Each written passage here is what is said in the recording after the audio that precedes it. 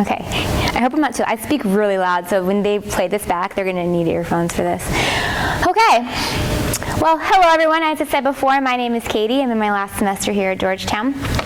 I'm going to go ahead and talk to you a little bit about some presentation tips and how they're going to help you when you are developing your presentations. All right, specifically, we're going to be talking about preparing your presentations, the design of your presentations, and the delivery of your presentations. Okay?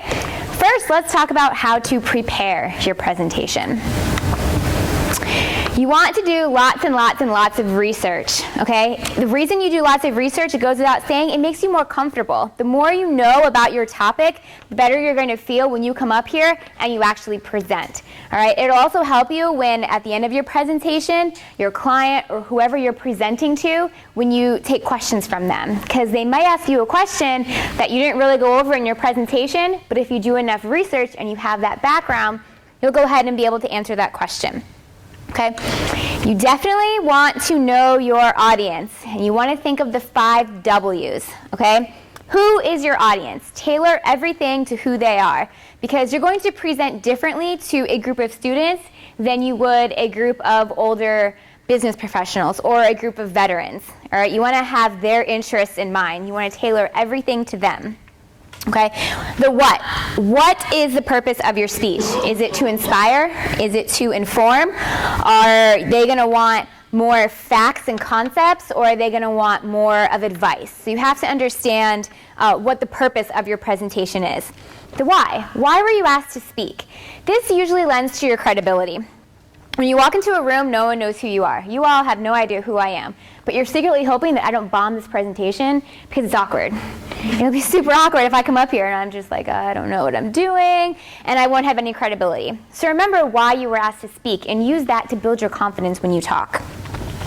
The where. Where is it? Do your recon.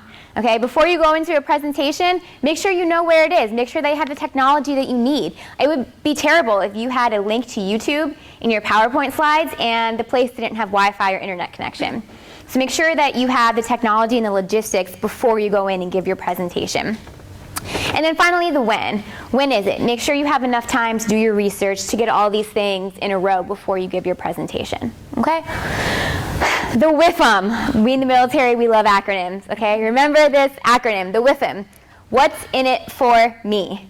Okay, that's what the audience wants to know. What's in it for them? When you came in here, I'm not going to sit here and talk about random things. I'm going to have your best interests at mind. What's in it for you? Being a good presenter. When you have the audience interests at heart, it's the so what, and they'll be more tuned to pay attention when you have their best interests. Kiss it. Kiss it means keep it simple, stupid. This means just keep it simple. Don't dumb down your presentation, but keep it very, very simple. We as subject matter experts of our career fields have a tendency to kind of have a tunnel vision of exactly what we want to talk about, and it's very detailed and it's very structured, and the audience doesn't understand that. So just keep it simple. Stick to 3 simple topics, keep it broad, go over everything, but because of your research, you'll be able to answer those questions should you need to go more in depth. Okay, remember, the audience doesn't know what they don't know. Okay?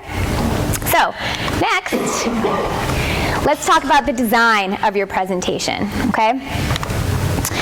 Please limit your bullets and text. As you can see, our whole presentation, there's very little text on our screen. Okay, the reason we do this is so you don't bore the audience. Content can get lost in text-heavy slides.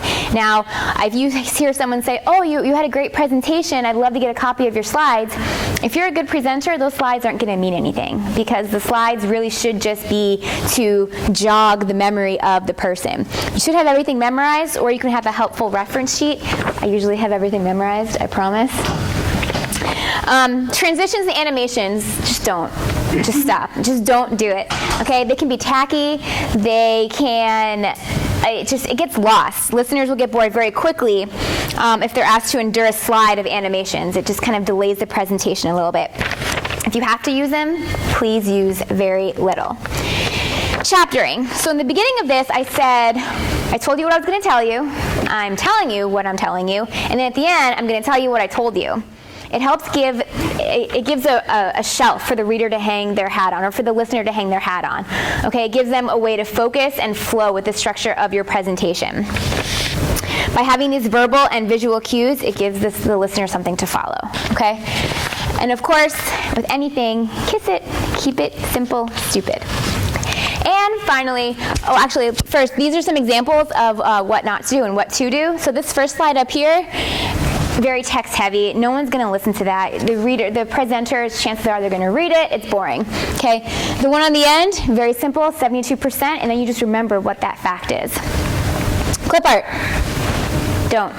Okay, as I mentioned before, we're not 5. Okay, we can get good graphics, and they'll go into that later in their presentations as well. Okay, and finally, we're going to talk about the delivery of the speech.